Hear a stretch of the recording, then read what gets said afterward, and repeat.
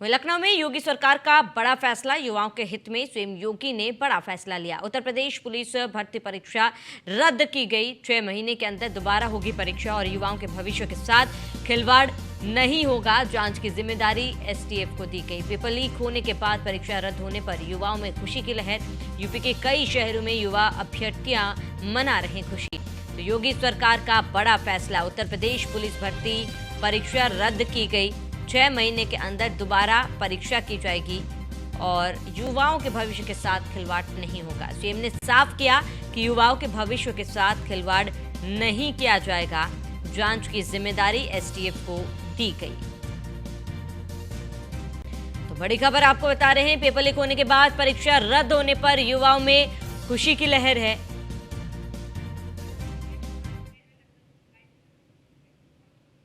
अधिक जानकारी के लिए संवाददाता नीलेश चौहान हमारे साथ लखनऊ से लाइव जुड़ चुके हैं।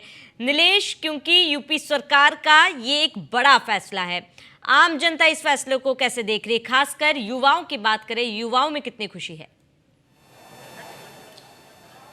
देखिए, बिल्कुल आपको बता दूं कि 17 और 18 फरवरी को उत्तर प्रदेश पुलिस,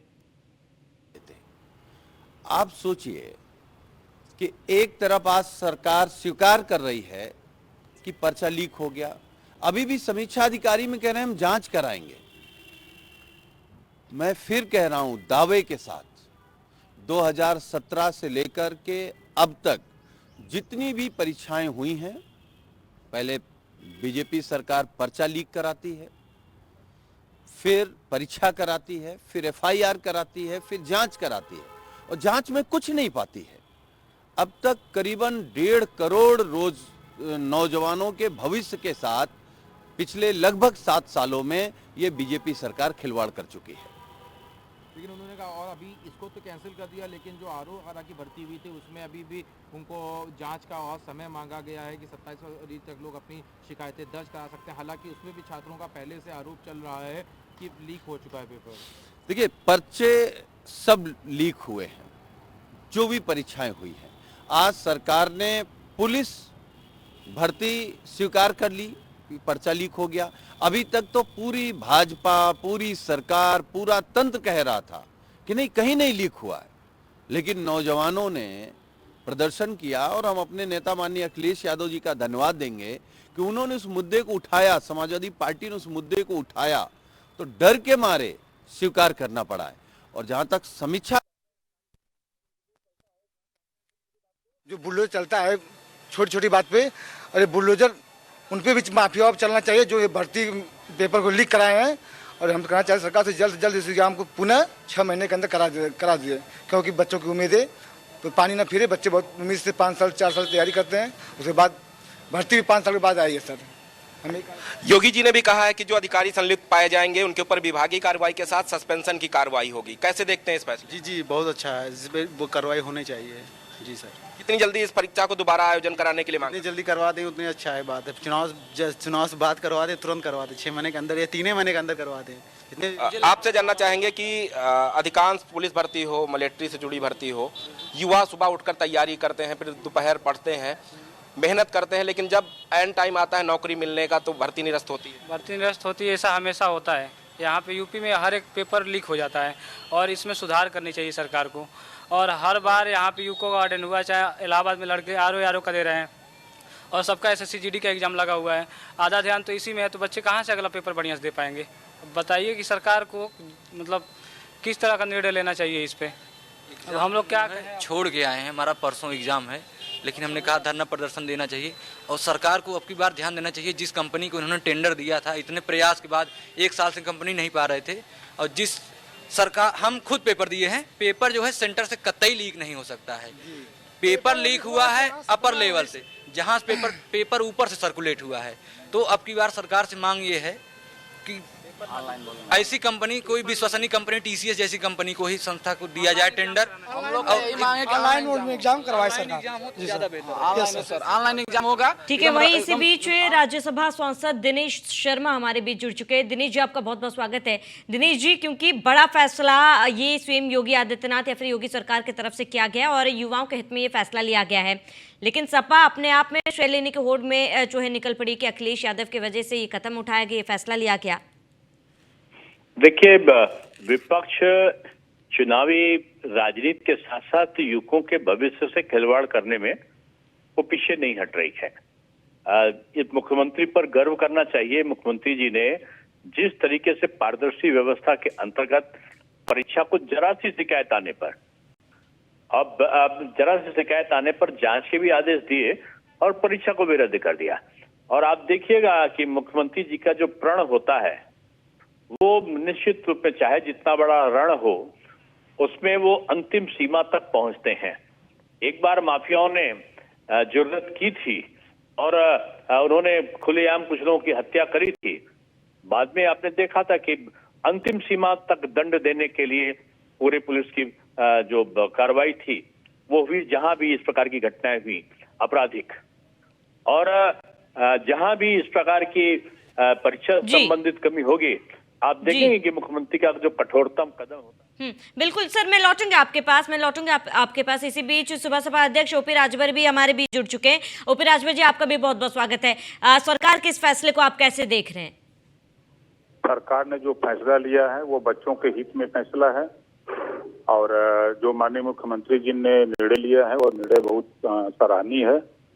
और क्योंकि बच्चों की डिमांड थी कि पेपर लीक हुआ है तो परीक्षा निरस्त हो, तो बच्चों की भावनाओं की कदर करते हुए माननीय मुख्यमंत्री जी ने निर्णय लिया और जिन लोगों ने पेपर लीक किया है उनके खिलाफ मुकदमा लीक कानूनी कार्रवाई करने का कड़ा निर्देश दिया है। ये जो प्रण करते हैं माननीय मुख्यमंत्री जी उसको करके दिखाते हैं, उन्होंने इस बात को साबित किया है। बिल्कुल सर, मैं लौटूंगा आपके पास। दिनेश सर, क्योंकि ये जो फैसला लिया क्या है, एक बड़ा फैसला है और युवाओं में भी खुशी है, लेकिन पेपर लीक को लेकर क्या जांच की जाएगी और जांच के बाद जो भी जिम्मेदार अधिकारी आएगा क्या उसके खिलाफ एक्शन लिया जाएगा?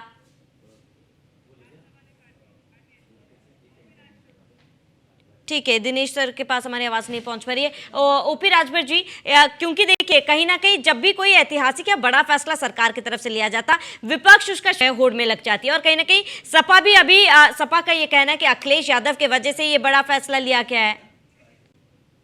तो अखिलेश यादव परीक्षा में सहयोग क्यों नहीं करते हैं? ये तो जब इनकी सरकार थी तो गुंडों की सरकार, माफियाओं की सरकार, इनके राज में दंगे होते थे, इनके राज में कर्फ्यू लगते थे, इनके राज्य में मुसलमानों का हक लूटा जाता था, इनके राज्य में पिछड़ों का हक लूटा जाता था, नाई गोंडपाल प्रजापति।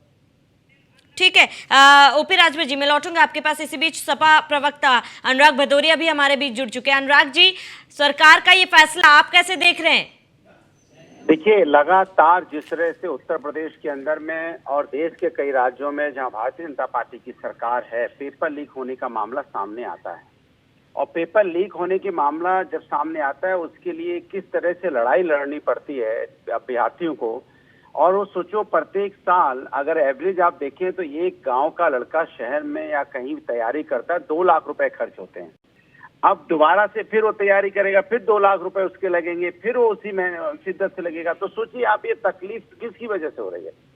ये फेलियर की वजह से हो रही है ना। सरकार की अपनी जो सरकार को बनाए रखनी चाहिए थी गोपनीयता, या जो सरकार की जिम्मेदारी होती है, उनकी नाकामी की वजह से अभ्यर्थियों को नुकसान उठाना पड़ता है। वो भी तब जब आके वो प्रदर्शन करते हैं तब सरकार जगती है।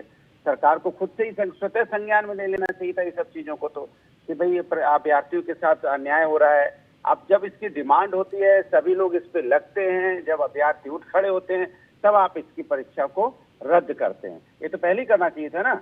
अब बताइए, जिन्होंने 1 साल फिर दोबारा कब निकलेगा, कब पेपर होंगे, कब वो फिर तैयारी करेंगे, फिर कमरे का किराया देंगे, फिर वो जहाँ पढ़ रहे होंगे, फिर वही उनके खाने पीने का खर्चा, फिर वही किराया रूम का। आप सोचो, उनकी तकलीफ सोचो ना। हम तो आपने मुझसे पूछा, हमने कह भी दिया, लेकिन आप जरा एक बार सोच के देखिए उनके ऊपर क्या गुजरेगी। जरा बताइए, आप सोचिए, आप उन बच्चों पे क्या गुजरेगी जिस तरह से वो अपनी तकलीफ को जिएंगे। सोचो उनके ऊपर क्या होगा फिर, आप बताओ। उनकी तकलीफ भी तो आपको सोचनी होगी ना। जी, तमाम आरोप अनुराग जी ने लगाए। ओपी राजभर जी, आप इस पर क्या कहना चाहेंगे, क्या जवाब देंगे?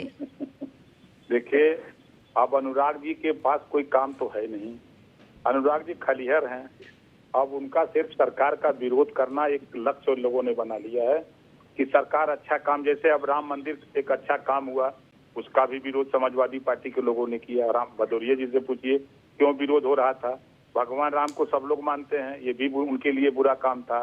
जब प्रदेश में लॉ एंड ऑर्डर ठीक हुआ, आज 7 साल में माननीय मुख्यमंत्री योगी आदित्यनाथ जी के नेतृत्व में एक भी दंगे हुए उत्तर प्रदेश में, कहीं कर्फ्यू लगा, ये भी उनको पसंद नहीं आ रहा, क्योंकि उनकी सरकार में तो दंगे होते थे, कर्फ्यू लगते थे, उनके राज्य में पिछड़ों का हक लूटा जाता था। मुसलमानों को सिर्फ एक काम इन लोगों ने किया है कि कब्रिस्तान घेरवाओ और तुम मरो, और मर करके उसी में गड़ो, इससे ज्यादा तो कुछ समाजवादी पार्टी ने किया नहीं। इस समय इन लोगों का एक लक्ष्य बना लिया है, सिर्फ विरोध करना। इस ऐतिहासिक फैसला जो माननीय मुख्यमंत्री जी ने लिया है, इस तरह का फैसला लेना सबके बस की बात नहीं है। मुख्यमंत्री जी जो चाहते हैं कि एकदम साफ सुथरे ये परीक्षा हो, वो मन बनाए हुए, इस नाते उन्होंने जो निर्णय लिया कि जानकारी। अनुराग जी आप जवाब दें, ओपी राजभर जी की बात का जवाब दें आप। देखिए सवाल ये है कि राजभर जी कह रहे हैं कि मंदिर का विरोध, किसने किया मंदिर का विरोध भाई? ये भारतीय जनता पार्टी को हिंदू, मुस्लिम, सिख, ईसाई, अगड़ा पिछड़ा, इसके अलावा दूसरा कुछ आता ही नहीं है। अरे आपसे पूछा जा रहा है कि भाई ये इस तरह के पेपर लीक क्यों हो रहे हैं? बात पेपर लीक पे हो रही। ठीक है, समय की कमी है हमारे पास। ओपी राजभर जी आपका जुड़ने के लिए बहुत बहुत शुक्रिया। दिनेश जी आपका जुड़ने के लिए बहुत बहुत शुक्रिया। अनुराग जी आपका भी जुड़ने के लिए बहुत बहुत शुक्रिया।